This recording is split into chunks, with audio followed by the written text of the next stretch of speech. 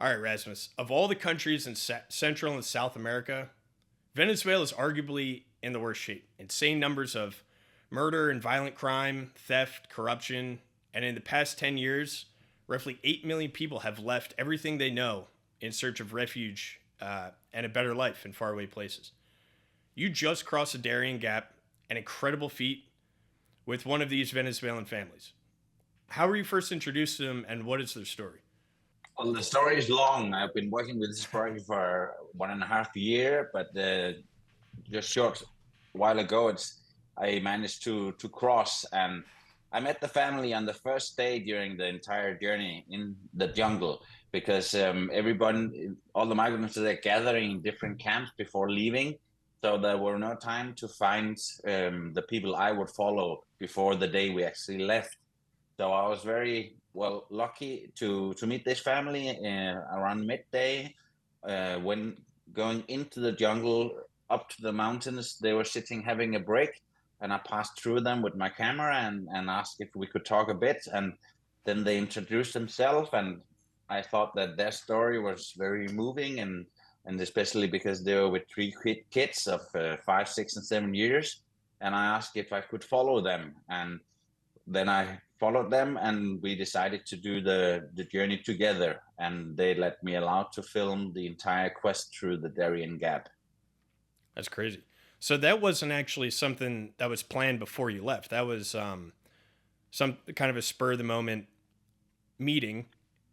Yeah, with that family exactly. I had last year a lot of thoughts about how to be able to make this documentary film I'm working on right now. And I had the ambition of trying to find, especially a family from Venezuela, because I thought through them, the story could be unfolded in the best way and get into most people's hearts and minds, because everybody knows how it is to have a family, to protect one's children. And that was what I wanted to show within the crazy and extreme frame of the Darien Gap and the very harsh trek we did. But by following a family, I thought that the story could be told, and the aim of putting human faces on migration could be reached. So I had that in mind, but I didn't know any family before I went there. So I knew that I had to find them during the journey. And what is that story that you're trying to tell? Well, the entire purpose of this film is one, to tell what's actually going on in the Darien Gap. It's the world's largest migration group. Up to 2,000 people try to cross every single day. And unfortunately, many people die inside the jungle, especially children being taken by the rivers. So that whole story that this is actually going on our planet is one thing that I want to tell. In the US, you know, maybe a little bit about it because the migrants, they're heading towards your borders. Here in Europe, where I'm from, almost nobody knows about that this is actually going on. And it is a humanitarian crisis on our planet today. So that's the one thing. But the main goal with the entire film is trying to put human faces on migration, telling people that behind all the numbers that we usually use while discussing migration, there is actually people, persons, individuals like you and me. And that is what the purpose of the film is. By following these people very closely, getting to know them, their story, their feelings, their quest, hopes, and dreams, and also the courage that lies behind migrating. This family that you followed, because they came from Venezuela, but there's a lot of others who come from other South American countries, or even others who come from around the world who first fly to South America and then make the trek up. So did you notice that there was a lot of commonality among these people? Like when you're trying to put stories to the faces to not make all of the immigration about the numbers, you're trying to personify their stories. So like was there a lot of overlap between the different people that you met along the way? Yeah, well, in the Darien there is, because the majority, they are from Venezuela. When I crossed, there was about 80% that are Venezuelans, and it's also the Venezuelans because of the what you just said, the 8 million people having left the country, who kind of opened that migration route years ago, and still the majority are Venezuelans. And there are a lot of families. I estimate that about half the people who cross the Darien or try to cross the Darien consist of families with kids. Then, of course, there are a lot of other migrants. They come, as you say, from all over South America. A lot of Haitians, they are able to fly to South America if they can gather the money and then from there hike. And even people from Africa, China coming because the Darien is the starting point to the land access towards the US borders. Interesting. And so, what makes, yeah, I guess if you could expand on that a little bit, just geographically, I'm trying to understand, like, why wouldn't they go to, say, you know, somewhere in Mexico or somewhere that's like closer to the US border? Is it because that's like logistically, that's the route that is most established and has the most like resources along the way? Of course, that's a good question. And some people, they, of course, try to do that, but that requires that you have permissions or contact connections to enter the ports if you go by the sea or the airports if you go by air. And Sure. most people, they don't have that possibility. Uh, of course, all the South Americans, they are already on the land, so they can basically just walk. And the Darien is the passing point for all of them. And the people who come from, for instance, Haiti, they have been during the last years gathering kind of uh, access to different South American countries where they're allowed to enter, not to stay, and that's their way to get to the continent. And from there, then they have to walk to the Darien, and that also counts for the people coming from further away. That if you can get into South America legally, then you have the land access. And but of course, people would prefer to go into Mexico, but for the South Americans, they're not allowed, especially the ones not having passports, which is the majority, especially from Venezuela. They don't have passports; they just have their identity cards. Sure, sure. Makes sense. And then going kind of one step back into the actual gap itself. So like when you consider the sheer distance from Venezuela to the US or even to Canada, or you consider like the Pan American Highway, which I think is like 19,000 miles, the Darien Gap is a tiny, tiny sliver for anyone who's never heard of it. It's like I think it's less than a 100-mile gap. Like as the crow flies, it's only about 100 miles, but there is, it's unquestionably the most dangerous portion because there's some of the most vicious wildlife. There's rampant disease. There's cartel activity. People end up starving. There's among a bunch of different factors. So maybe just like explain like when you're actually in the jungle, what was like the most harrowing experience of going through that gap? Like, were you more Well, worried about the nature aspect of it, or were you more worried about the people? I think that's a question a lot of people have. yeah, of course. Well, just to explain, the Darien Gap is this stretch of wild jungle, and it's the only way that you've not been able to construct the Pan American Highway. So there's basically nothing in there besides jungle, mountains, and rivers. No villages, no people, except the cartels who sometimes rob the migrants, unfortunately. So the wildness of the nature is extreme. It's really steep mountainsides and deep rivers and harsh rainforest. So it's all that you can imagine. It is one of the last wildernesses on Earth.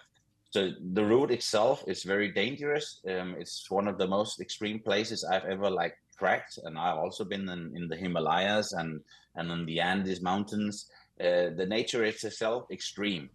So the danger with that is that if you fall, if you slip, if you break a leg, then you're basically dead because you can't get further out and nobody comes in to get you.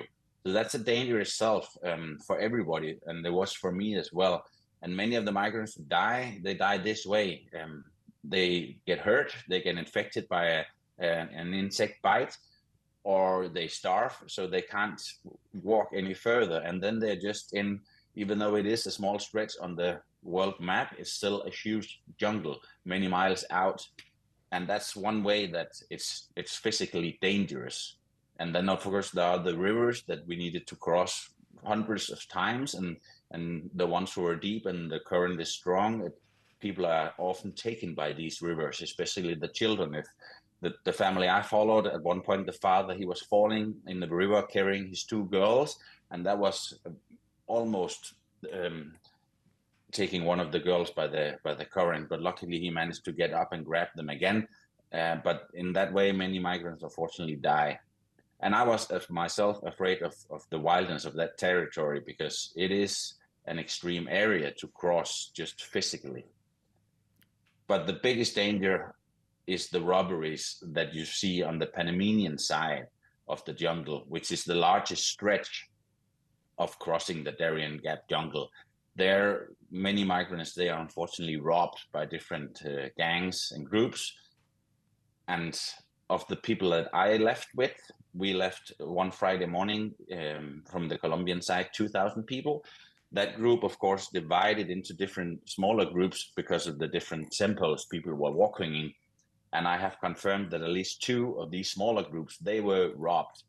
And it's very extreme robberies where people there are searched in all their body holes for dollars that has been put up different places. And there are many assaults and violations of women. A 14-year-old girl were raped. She was just taken into the forest and raped by the gang, and that happens a lot. And that's the, as for now, biggest danger because the migrants, they're totally defenseless in the days when they're in Panama, and people, they have started taking advantage of that. I'm right now working on finding out exactly who are doing these robberies and is it organized, because it's a money machine. Many of the migrants, they're carrying cash to finance their further journey when they get out of the jungle. So there are money to be robbed, and that's unfortunately happening a lot, including the rapes. And the one thing I just want to expand on is like for anyone out there who's like, oh well, for the first part of what you said with the natural elements, like oh why it's only 100 miles, why can't they just kind of tough it out? There's no government. It's not. It's there's no sort of organizational structure in that gap other than the cartels, and that leads to the second thing that you were saying, which is people might say, well, why don't the why doesn't the Panamanian government send their military in or something? Again, it's not controlled by a government, so these kinds of things can't exist in this stretch of land. So the only real organization that exists is the cartel ipso facto. So having said all that, were there any moments that kind of made you question what you were doing, or at least made you think like maybe you were in over your head? Yeah, many times already before, because well, it was a risk for me as well. I decided to run that risk, but uh, making that decision, I tried really to find out the level of these robberies. How much is it? How many people get robbed? And it was really dangerous to find out while being in Colombia.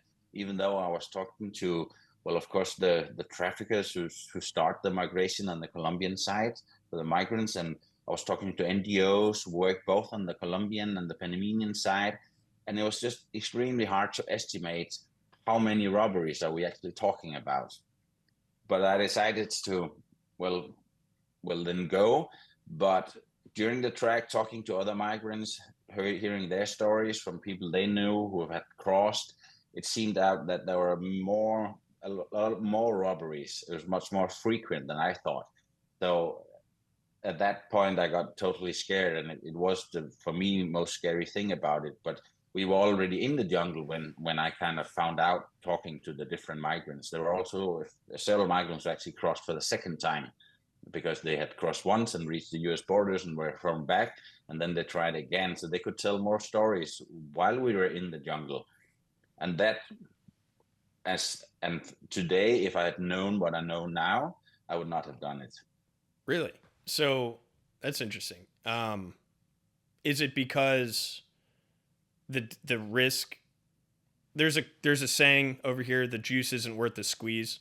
Is that why? Just because the risk was way too high, given the fact that you personally weren't striving for freedom? Like it was. Is that why you'd probably think twice the next time? Yeah, but because I have the choice to do it or not to do Right. it. I did it because of the film that I'm making, and I did it because I want to tell the story about what's going on. And for that, I'm willing to risk a certain, well, percentage of my life if I find the story important enough. And that I had decided already before doing this, because no matter what, it would be dangerous. Sure. But it's also a calculation. I mean, if I want to tell a story and it means that I'll be for 100% dead afterwards, then I'll probably not do it. If there's 5% risk, okay, I'll run the risk if the story is important enough. So that's a calculation I did at this point, also in earlier adventures and story making. And the percentage I kind of calculated in my head before going was, okay, I'll do this. But the percentage I now know, the risk that I ran and the migrants do run, I would probably not have done it. Sure. Yeah, yeah. Well, thankfully you made it, so you don't have to make that calculation going forward. As someone who's in the U.S., as you alluded to earlier, like it's much more of a politicized issue here because they are coming to the U.S. and to Canada and other more quote unquote first world countries. So, but the thing I want the viewers to decouple in their mind is that the migrants and the cartels are not one and the same. So the migrants are striving for a better life, and that is specifically what Rasmus is trying to humanize, right? It's and even I'm sure there's people in the cartel who are just kind of doing their job, despite everything you just said about the robberies and all that. But people need to separate that in their mind because there's headline after headline after headline in the U.S. where we don't want to let in migrants because they're just going to bring in all the cartels and the terrorists and every other thing. And I understand where they're coming from, and I'm not here to opine on that to say whether that's right or wrong. I'm just saying that you have to decouple that in your mind that the migrants and the cartel people have very different motives. Would you say that's similar from your experience? That's a very good point to make. I actually didn't know that that was a part of the public discussion in the US, but that's totally different things. I mean, the migrants there are often poor people from South American countries seeking better lives because they couldn't survive economically or politically because of danger from the governments. That's the migrants. The cartels, they are the enemies of the migrants, both in the Darién, but certainly also on the rest of the route through Central America and especially in Mexico. I've been following the different migrants, including the family that my film will be about, on their entire further journey up through Central America and Mexico. And I also know someone who was already arrived in the US and some who've been deported. And the biggest threat to the migrants are the cartels on their journey. And that's a huge problem itself, especially in Mexico, where the cartels, they demand money from the migrants to pass. And if they don't pay, there are many examples of kidnappings where the cartels kidnap the migrants to press money out of their families back in their home countries. And there has been in recent time examples of torture where the cartels torture the migrants, cut off an ear, take a photo, send it back to the parents or family in their home countries to press out money. So the migrants and the cartels, they're two totally different things. And the cartels, as I understand it, don't have any wish of getting into the US because they have their business in the Central American countries and in Mexico where they can run their business. They can't run the same business in the US because of all the laws and the government control that exists. So they'll probably like to stay where they are doing their narcotic business. And one of their businesses now is also getting money out of the migrants. So those two things are not at all related as I see the situation. Yeah, I think what you said is really important for people to understand in that they have no reason to come to the US because their business is in the business of trafficking migrants. So they don't what are they going to do when they're in the US? They can't be trafficking people when they're in the US. I'm sure there's odds and end jobs that they can do, but it's really important for people to understand that because I lived in Texas for a couple years. So I know like the mentality is like fear. Like people are very scared that you know the US has an enormous target on its back. So I understand where people are coming from, right? People around the world have something against the US for one reason or another. And so when you have all of this influx of migrants coming into the country, the first natural reaction is fear. Like, oh my God, there's going to be people who are going to, blow things up or they're going to terrorize us in some way, form, or fashion. But it's so important what you just said. Like, those people have no intention of coming to the US because they're making their money in Central America. So I think it's when people understand that and they can relate to the fact that these migrants really just want a better life, because I think all of us as Americans want people to experience freedom. They want everyone to have a better life and to make a name of themselves. And I don't know how it is over in Europe, but in the US, there's like, it's very pull yourself up by your bootstraps, where like if you have a dream and you have some sort of ambition, you can be any person you want as long as you have the work ethic for it. And I have nothing but respect for immigrants because they do work hard and they do try. I mean, think about the journey they had to go through just to get here. That's incredibly ambitious. So I think each and every one of us as Americans would welcome that kind of person into our country. I think it's a lot of fear that they have in their head where they're not decoupling this idea of cartel activity with the migrants. So That's very important to state. right. If I can add something, Yeah, sure. the wish of the migrants, the vast majority of all the hundreds of migrants I've been talking to and I'm in dialogue with, it's to get into the US or another country where they can get a job, work, earn money, either to help their kids or the families they leave. So they are people who want to work in the States in legal manner, earning money. They're not, their intention is not to rob, to do crime. Most of them are just ordinary people who live in small houses, villages around South America, especially in Venezuela, realizing that they couldn't support themselves economically. There were no more food. And then they had to make a very hard choice, risking their life, trying to get to a place where they can work and earn money. That's the ambition of the migrants. And to just have people off their back, right? I mean, when they live in these third world countries, it's they're constantly living in a state of, is someone going to rob me? Is someone going to break my house? Is someone going to kidnap my kids? Is Of someone course, the right? security is also an issue. Some migrants, they come from countries where they are in danger because of the government or regimes and the crime that exists many places that are not as controlled as the US. So safety is also an ambition for many. Just take the family that I followed. They ran out of possibilities and money in Venezuela last year, living in a small hut made of wood.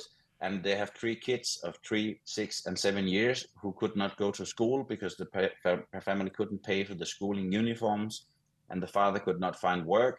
The mother couldn't finish her education, and they realized that if they stayed in Venezuela, the kids would never get a schooling, and they would be undernourished because of lack of food.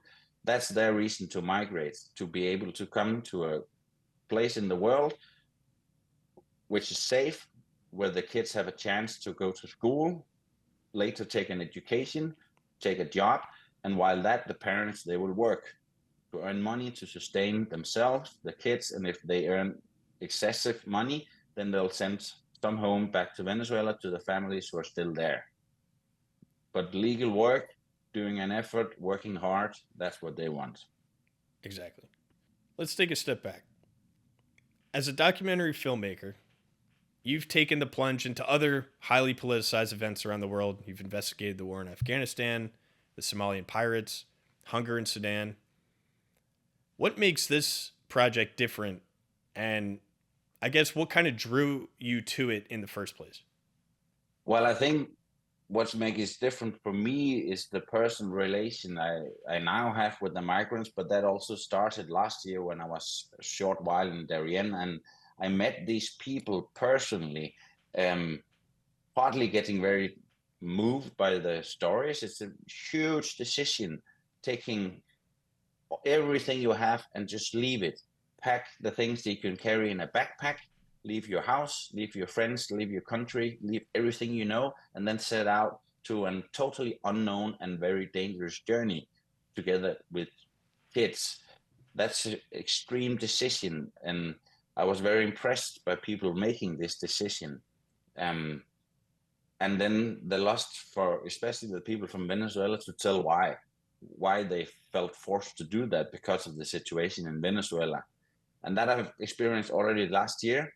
And then because this story is totally untold, I mean, what's actually going on in the Darién, especially here in Europe, but also in the States where there are a lot of misunderstandings, then I thought that if I, as an adventurer, could do this journey together with migrants on their premises, like they do it, then I could tell this story profoundly and humanize the entire subject of migration that we, yeah, as we mentioned before, normally talk about in numbers. And I saw that possibility, and that made this the current biggest project I've ever worked with. And I think also the project that will reach furthest out, because as for now already there's huge attention about this story. So I just saw a great possibility of creating more respect about this group of people that we are talking about all over the world. Migration is a theme everywhere, um, especially in the Western countries, so that many migrants seek, but we don't see the people behind. And it's important to state that my agenda is not political in the sense that I argue that we should open our borders. That's not the purpose of this story. I don't think that everyone who wants to go to the States and Europe can fit in, because we can't have all the world in the Western part of the world. Some people, they should be allowed in, and they are also. And in the US, it is a country of based on migration in the history, and the country also needs a lot of migrants. That's also part of the policies, even though some people are talking about that migration should stop totally. That will never be the idea, because migration is a natural phenomenon in the human world. But as for now, we are talking about it as this dangerous thing where we don't see the people and the reasons behind. And I think if we humanize that, we can partly treat migrants with better respect and care, not necessarily letting them in everywhere, but at least treat them better.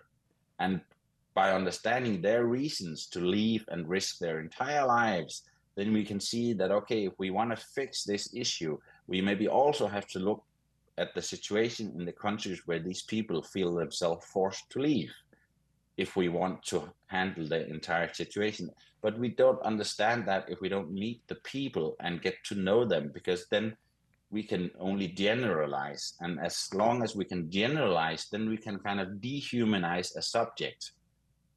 But if we know someone, feel with someone, we can't do that generalization, and we need to relate to it in a different way. And I think this story can do exactly that. So that is why I've put all effort in on, well, partly doing the expedition, risking my own life, and now working to make the total documentary film and get the story as far out in the world, because I think we can learn from it, everyone. And I think it will benefit a huge group of people that we tend to talk about as one big problem. Yeah, for sure. And I think, at least here in the US, which is a country of immigrants, founded by immigrants, I think we are generally, most people are very receptive to the idea of immigration. I don't think anyone is opposed to it. I think the divide is on how to determine like illegal versus legal, and like what's that process and the policy. But we're never going to even have a conversation about how to approach that policy unless people understand. So that's why I think it's really important what you're doing to create this documentary and to bring it to life and to bring these stories to life and to spread this message. So my question for you is like, what is your game plan of like spreading that message? Where does that documentary sit right now, and how do you plan to get your message out to the world?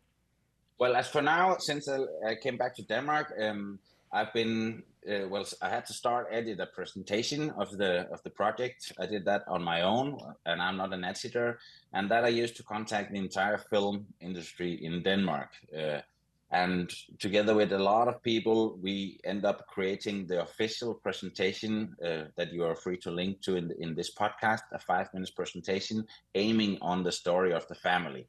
So last month we got kind of the official presentation of the story out, and since then I've been in dialogue and still am with different production companies, both in Denmark and internationally, and we are closing in on getting a deal of a co-production, producing and an English language version of the film, which is then, when we finish production, to be put out to the entire world. And that's, of course, that's a thing that goes in with different distribution companies and there's film festivals and all that show. But the aim is to get the film all around the world. And people, they tell me that the material, the recordings to make a film that can do that, they are luckily there. So now it's just the process of getting it into production. So that's one thing. That's about the official film, and it will come, but it takes time to edit a film. So that'll be within half a year or maybe longer time. It depends on which setups we'll work with. But besides that, I started 1.5 months ago spreading the story on social media, starting with the LinkedIn. And now it's a spread really, really good. When I do a post there, it gets about 30,000-40,000 views. Still mostly in Denmark, but it's starting to spread out to the world. And I have, on that basis, engaged a whole team of volunteers, professionals who are helping spreading out the stories. There's one group preparing material that will shoot out on Instagram within June. And another group is preparing all the media connections and sending the story out to medias, not only in Denmark, but also international, because during the LinkedIn campaign, people from basically all over the world have contacted me, also with podcasts like you're doing now. There's a journalist in England who is spreading out the story there. And yesterday, I had a meeting with people with good connections within the film industry in the US. So we'll probably start spreading out the story there. So while producing the film, I'll do, with all the help and support that's already in the project, everything I can to spread out the story, both about the film, but while doing that, it's also the short story of what's going on in the Darién. Fantastic. And you also have you're trying to crowdfund as well, right? Yeah, I got advice from many people to why not try to set up a crowdfund, because it's like this in the film production business. The money, they have to come from different places, and the more money that runs into the production of the film, the better film we can make. The more hours the editor can use, and the better we can do the sound design and everything.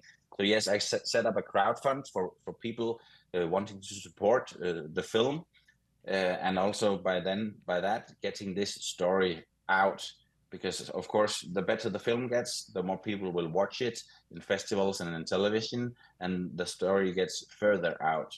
So that's why we set up this crowdfund.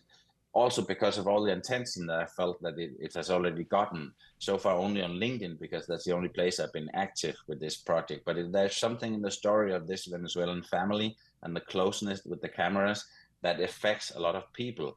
I've received thousands of messages the last 2 months from people getting moved and touched by this project and the story of the family from Venezuela. So I think, and it will only probably grow bigger. That's the plan and the hope, and I'll do everything I can. And now people are helping, supporting, to get this just further out, to share, to affect people, and people, they share it on. And it's like what you can do in our present time, because everything is so connected with the different platforms.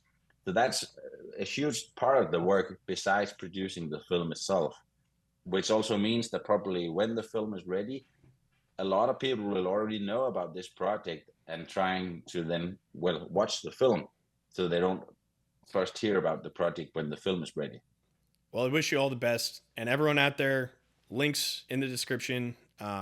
We'll be putting out reels and shorts and all sorts of social media posts and all that. But definitely check out, the trailer. Check out the GoFundMe. Support Rasmus in any way you can. I think he has a really powerful message.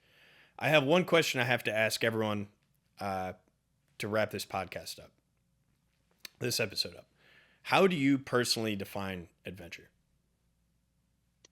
Well, for me, it's actually not a personal subjective thing to define. If things are adventure, it needs to be the objective definition, which means that it's people who have to decide whether a story is an adventure or not.